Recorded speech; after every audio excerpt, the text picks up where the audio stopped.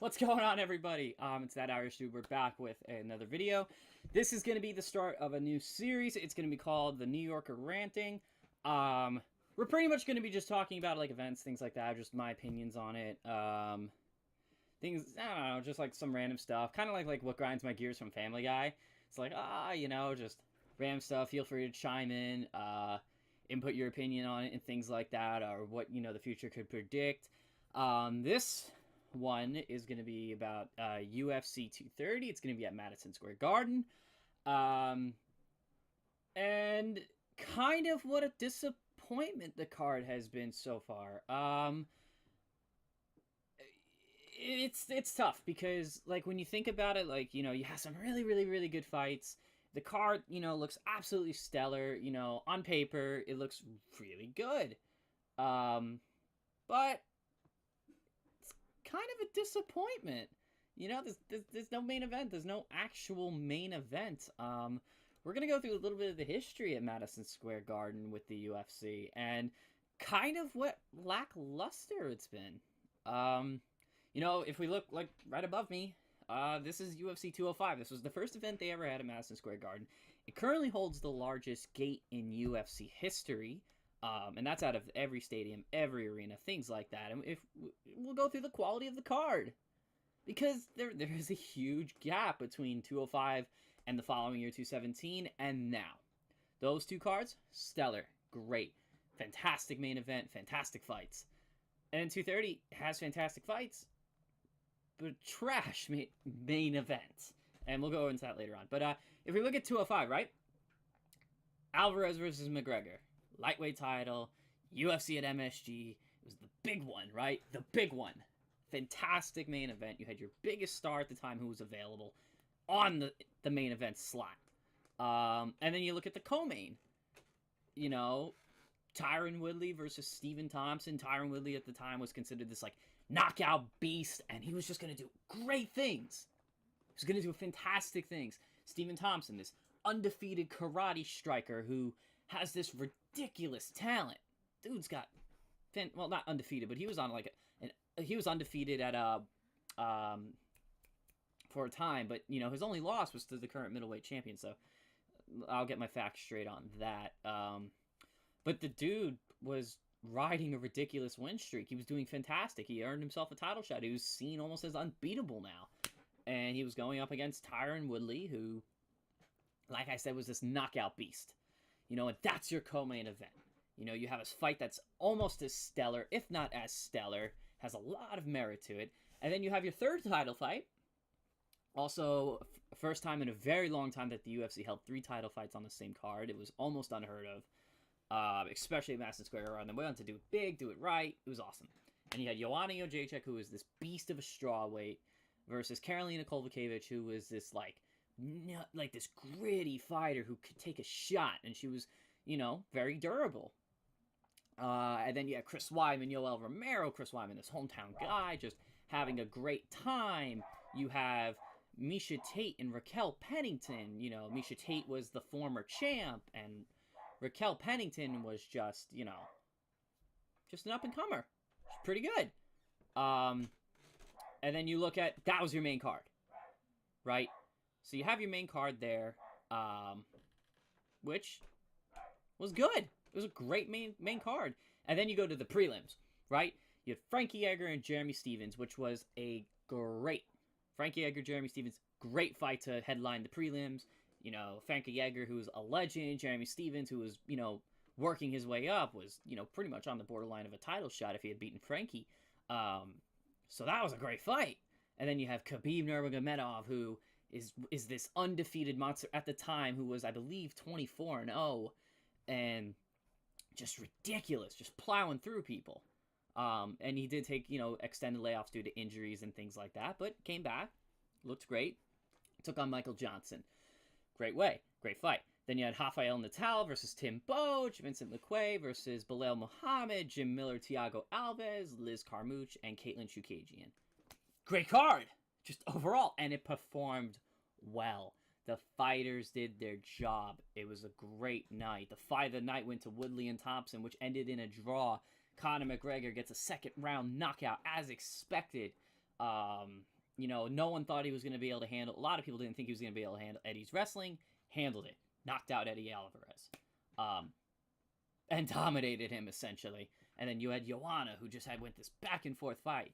Chris Weidman, who got knocked out by Yoel Romero by a flying knee. Raquel Pennington with the shocking victory over Miesha Tate, and then Miesha retires. The main card was fantastic. It performed well. And then, the prelims, Khabib dominates Johnson, where Khabib actually got hurt a little bit. Saw a little chink in his armor. Frankie Edgar, who just beats Jeremy Stevens. It was great. It was a great night. And it is one that's definitely unforgettable. And then, if we look at the following year, 12 months later, we had gotten past the terrible Brooklyn card. We got past all the stuff, all the drama. And here we are at UFC 217, Bisping versus St. Pierre. George St. Pierre, who is, considered one of the best of the greatest of all time. Was the greatest welterweight of all time, and arguably still is, who's coming back after this, 2, 3, 4 year layoff. Came off a huge layoff. And challenging Michael Bisping for the middleweight title, who Michael Bisping, if George wasn't coming back, Michael Bisping at the time was the best trash talker in the UFC. You didn't have Conor. He was busy. You didn't have Chael Sonnen, who's in a different company now at Bellator. So you had Bisping. And Bisping is no joke. So you had George St. Pierre versus Mike in a very curious fight. Again, your biggest star that you currently have available taking on a formidable champion. Michael Bisping was no pushover. A formidable champion. So no knock on Bisping, And again, great main event. Makes sense. It was nice. Then your co-main event, you go Cody Garbrandt and TJ Dillashaw. Cody Garbrandt, who was undefeated, is the bantamweight champion. Didn't knock out. He dominated Dominic Cruz, who's considered the best bantamweight of all time. And just in a spectacular fight as well. It was a great fight. And then you had in your third title fight, Joanna Jędrzejczyk, who's returning to MSG, versus Rose Namajunas, who's considered very slick and just can take you back and choke you out. Just a great fighter. And then again, Stephen Thompson, who makes his return to MSG, versus Jorge Masvidal, who's considered a very good fighter. And then you had Johnny Hendricks, who was the guy who a lot of people considered the guy who beat George, who kind of made George retire, versus Paulo Costa, who's the surging middleweight, who's just beating people up left and right. Fantastic. Great way to start the main card. And then the prelims, you had James Vick, Joe Duffy, Walt Harris versus Mark Godbeer, OSP, Ovince St. Preux versus Corey Anderson, Randy Brown versus Mickey Gall, who Mickey Gall was, a surging, he was a star in the making. He's a star in the making. Alexi Oleinik versus Curtis Blades, who Curtis Blades now is one of the best heavyweights according to the UFC. And then you have Firas Zahabi's younger brother, Amiman Zahabi, versus Ricardo Ramos. You have a great lineup of fights. St. Pierre, who goes and beats Bisping. His first finish in God knows how long. Just fantastic fight. TJ Dillashaw with arguably not really an upset, but a lot of people considered it an upset. TJ Dillashaw knocks out Cody Garbrandt in the second round, where in the first round, it looked like TJ was about to be finished. It looked like TJ had gotten saved by the bell because he got cracked with a heavy, heavy right hand. Just got cracked by Cody. And Cody was having back problems at the time. So when they rematched it, months later, they're like, oh, what if Cody is just, this so much better? And then you have Rose Namajunas with the stunning first round knockout over Joanna. Nobody saw that coming. I didn't see it coming. I was there. Everyone was like, oh yeah, Joanna's just going to beat Rose. And maybe a couple people like, well, what if Rose just takes Joanna's back? Joanna's not the best at takedown defense. And a lot of people thought if Rose was going to win, it was going to be by submission. But never by knockout. And then you had a great fight from Wonder Boy, who just outstruck Masvidal. Just 70 to 42 in terms of strikes, and 70 were significant. They were all significant strikes. Wonder Boy knocked down Masvidal. It was a great fight. It was just a one-sided fight by Wonder Boy. And then you had Paulo Costa, who just demolished Johnny Hendricks in the second round. Just absolutely brutalized him. It was disgustingly good. And then you had James Vick and, headlining the Fox Sports 1, who was considered at the time a surging lightweight, who is this guy rising through the ranks who has some talent. Knocks out Joe Duffy, and again, in the second round. That night, there were a bunch of knockouts. It was a great night. Like, you realize, like, every fight on the main card ended in a finish. I think we had, one decision fight that night, and that was the Mickey Gall-Randy Brown fight, which, again, was a decent fight. It was very decent. Ovince St. Preux with a third-round knockout. Mark Godbeer, I believe, also went to decision with Walt Harris, but that was a great fight, too. I don't know. Walt Harris and Mark Godbeer ended in just like a DQ. Not many people really agree with it. That was like the only controversial thing that happened. And then you had Alexei Oleinik and Curtis Blades. Curtis Blades knocks out Oleinik, just second round, just fantastic. And then you had Ricardo Ramos with this spinning elbow, just twice. And even Joe Rogan called it. Ricardo Ramos was looking to spin. Hits Amin Zahabi with this devastating elbow that nobody saw coming. So yeah, that happened. And again, we had a great end of the year, just going up till now. And then we come to the third time. Madison Square Garden. We're back. And what's our main event, which I'll go in a second? We have Valentina Shevchenko versus Sijara Eubanks. Now, you might be asking, who's Sijara Eubanks? I don't fucking know. Nobody knows. Everyone knows that Valentina Shevchenko is this world beater of a fighter. Fantastic record, just a beast. Arguably, she should be the bantamweight champion by right now. I think she beat Amanda Nunes, but some people disagree, and that's okay. But what? I'm sorry, hold on. So you take, and I'm okay with Valentina main eventing, but it's not the right opponent. Take Joanna Jędrzejczyk. Joanna and Valentina were scheduled. They were scheduled to fight. They were scheduled to fight the following month. Now, I respect Joanna for not taking the fight earlier because she said she wasn't going to be ready, which is fine. I'm okay with that. But you cannot just take that fight from Canada. And Canada, I'm sorry that we did that to you guys. It's a fantastic fight. Joanna and Valentina, yes, Valentina beat Joanna twice in Muay Thai, but Joanna's gotten better. Valentina's gotten better. It was a great fight. And now you take her against Sijara Eubanks, who, no knock on Sijara, you're a world-class fighter for being in the UFC. But you do not have the credibility to be main eventing Madison Square Garden. You don't. I'm sorry. I don't know who you are. I'm sure, I know I saw you on The Ultimate Fighter and things like that, but it's not the right main event. It's a good co-main, even if, because there's only one title fight on the card, and you don't even have your biggest star currently available. Connor's fighting at this time of this recording. He's fighting tomorrow night. You have John Jones, who's available again, but now he's fighting in December, allegedly. You have Daniel Cormier, who, could be available potentially. Who knows? But he's fighting Brock Lesnar, and we don't know when that's happening. Sometime early next year, estimately. We don't, on estimates. Who knows? Maybe it'll be ready for MSG. I don't know. Hopefully we'll know tomorrow night. But UFC, you got to come up with something else. I'm telling you right now. Yes, you have a great main card. You're looking at this fantastic, which I thought should have been the main event if you weren't going to have anything else for the 165 belt. Make a 165 belt. You need more divisions. One, because it's safer. And two, you'll have more champions. You need more champions or cut down the amount of pay-per-views you're having in a year. Because, yes, you want to sell pay-per-views. That's fine. But your cards are getting worse and fighters are getting more injured. You could do less pay-per-views and hold more title fights. Yes, you can. Okay? You take champions who are available, you put them in slots. Do a fucking tournament if you want.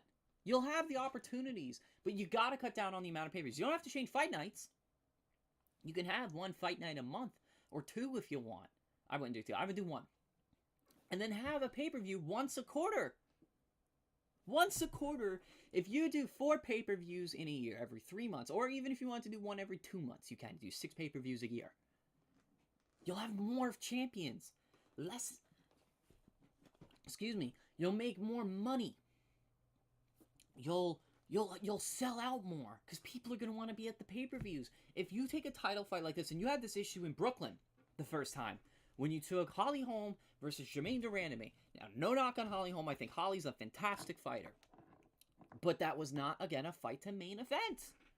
It's not main event caliber. You know, and yes, we're very grateful for what you give us, but you can't just put at Madison Square Garden a fight like the current quote-unquote main event. Now, Dustin Poirier, Nate Diaz is your co-main event, which arguably should be the main event. What a fight. That's a fight to look forward to. Both guys are tough fighters. Nate Diaz, who just doesn't give a shit. He'll fight everybody. And he just has this it factor. Nate Diaz has an it factor. You know, he holds 2 of the highest records in pay-per-view history for the UFC. Why not make that the main event? You have Dustin Poirier who's on this fantastic lightweight win streak. You know, with wins over Eddie Alvarez, Justin Gaethje. You know, the list goes on. You know, and Justin Gaethje, who just beat James Vick, sorry. You know, but you look, he's got wins over Eddie Alvarez, Dustin Poirier, and Anthony Pettis. And then his other Eddie Alvarez fight ended in no contest. And then he had a wonderful fight against Jim Miller, which was the fight of the night. Dustin Poirier, with every win he's had on this win streak after his loss to Michael Johnson, has had either fight of the night or performance of the night. Dustin Poirier is worthy of main eventing. No doubt in my mind he's worthy. You know, and then you have the rematch. Luke Rockhold and Chris Weidman from UFC 194 when Rockhold beat Weidman because Weidman threw a silly spin kick. And now you have a rematch where I believe Chris is going to take this to another level. I think he's gotten a lot better, and I think Luke has gotten a lot better. So it's going to be, again, the same fight, kind of like the first time, where who is going to mess up first? And this time it's 3 rounds. Now, I also had a potential theory that Luke Rockhold versus Chris Weidman is going to become for an interim middleweight title because we don't know when Robert's going to defend against Kelvin. We don't know. We don't have a date. So if Robert is injured, if he's really that injured, and you need a title fight, why not? You know, let's put a belt on the line. Let's make that another 5-rounder. Could be. You know, and then you have Jacare Souza versus David Branch. David Branch, a Brooklyn native. Great fight. You know, it's David Branch, who was on this unheard of win streak when he was at World Series of Fighting. He was a 2-division champion. Just a great fighter. Jacare, who's, again, this great jiu-jitsu specialist fighter, also has great striking. And then you have, which I think is going to be the headliner for Fox Sports, Derek Brunson and Israel Adesanya. Israel Adesanya has shades of Anderson Silva, who is an unheard of striker. Israel Adesanya is also undefeated at 14-0. Derek Brunson is a very gritty fighter, and he's very aggressive. It's a great fight. You know, and you have other fights like Carl Robinson and Jack Marshman, Jason Knight versus Jordan Rinaldi, Matt Favola versus Lando Venata. Great fight right there. You know, Lando, who's a great striker. Matt Favola, who's undefeated at 6-0, is just this push and gritty fighter who has great striking. It's a great fight. You know, and then you have Julio Arce versus Shayman Moraes, Lyman Good versus Sultan Aliyev, Shane Burgos versus Kurt Holobach, and then you have Brian Kelleher versus Domingo Pilarte. You have good fights. You have some very, very good fights. It's almost like a middleweight Grand Prix. You know, because you have Rockhold Weidman, Souza Branch, Brunson Adesanya, all those fights which need to happen. But then, unfortunately, earlier on, we lost Paulo Costa, Yoel Romero. That's a great fight, too! You know, I just wish I was still on the card because I would be a little more convinced to be excited. You know, but notice how I'm not really mentioning the Valentina fight. We know that Sijara Eubanks is this sacrifice. We know that. And everyone agrees with it. You know, so obviously, yes, it gives Sijara motivation to cause the upset. It's to train harder. So let's see what happens. But I firmly believe that we need another main event for this card, because if you look at the past few years with St. Pierre and Bisping, McGregor and Alvarez, like, you have this world star, this mega star. It needs to happen, and it should happen. You need another fight, or put Dustin Poirier and Nate Diaz in the main event slot, because they deserve it, you know. And then put Rockhold and Wyman as co-main for the interim middleweight title, and then you have a third title fight, and bam, you got 3 title fights. Problem solved. Thank me later. This is from a New Yorker. You're welcome. I will see you guys on the next video. Who knows what we're going to discuss? Maybe I'll make an update video. I don't know. But if they don't announce another fight, it's just, I don't know. I don't know. Now, on the UFC website, they have not updated the main event at Madison Square Garden, but the Valentina fight's also not on there. So I'm praying that to be announced versus to be determined is 2 other fighters who can sell better, who can sell the pay-per-view and cause a little more excitement in the UFC community. Because Bellator is doing okay. They got their heavyweight Grand Prix, where at Nassau Coliseum, you got Chael Sonnen versus Fedor Emelianenko. You know, you got Gegard Mousasi and Rory McDonald that just happened, which was a fantastic fight. Rampage Jackson and Vanderlei Silva. You got Michael Chandler and Brent Primus, who are going to fight for the lightweight title soon. You know, Brent Primus making his first defense. You know, arguably I thought they should have made an interim lightweight title, but I know it's a bad word saying interim. Oh my god! You need title fights. And if Brent Primus doesn't want to defend his title because he had a child, great, you had a child, congratulations. But then you had got injured. Okay? You were supposed to defend against Michael Chandler, who's now gotten 2 wins since he lost, and arguably was winning the fight against Brent Primus, but Brent kicked him and the nerves gave out. It happened when Henry Cejudo fought Demetrius Johnson. His leg gave out a little bit, but Cejudo recovered. Chandler could not. So, Bellator's got something going. They got some good stuff going, and it's exciting. You know, you got Matt Mitrione, who's going to be also fighting in the Grand Prix, and I don't remember who he's fighting. I can tell you right now. All right, we're back. Sorry about that little cut-ish kind of thing. But I did find out that Matt Mitrione's going to be fighting Ryan Bader, who's the light heavyweight champion. And then the winner of Chael Sonnen and Fedor and Ryan Bader and Matt Mitrione are going to fight for the heavyweight title. Bellator hasn't had a heavyweight title since May of 2016, when Vitaly Minakov had to relinquish the title, but he had not defended it since April 2014. So technically, we haven't had a Bellator heavyweight title fight since April of 2014. So it's been a while, and it's exciting. You know, and then you have the welterweight Grand Prix. Rory's fighting in that, and he just got his butt whooped by Gegard. You know, so then you look at the welterweight Grand Prix, where Douglas Lima just demolished Andre Korshov. And then you have the fight that I'm looking forward to the most, Paul Daly versus MVP Michael Venom Page. Fantastic. Neiman Gracie versus Ed Ruth, and Rory McDonald versus John Fitch. Now the alternate fight for that is Lorenz Larkin versus Ion Pascal. I don't know how to pronounce it. Sorry if I say it wrong. But they got something going. You know, so I can't wait to see what happens in the MMA community. There's a lot going on. Tito Ortiz versus Chuck Liddell. Great. Senior citizens fighting. But we got a lot of good stuff coming. Golden Boy's getting into MMA, so that's a little interesting too. You got the Pro Fight League. There's a lot of stuff happening. But UFC, fix your main event. I'll see you guys on the next video. Later.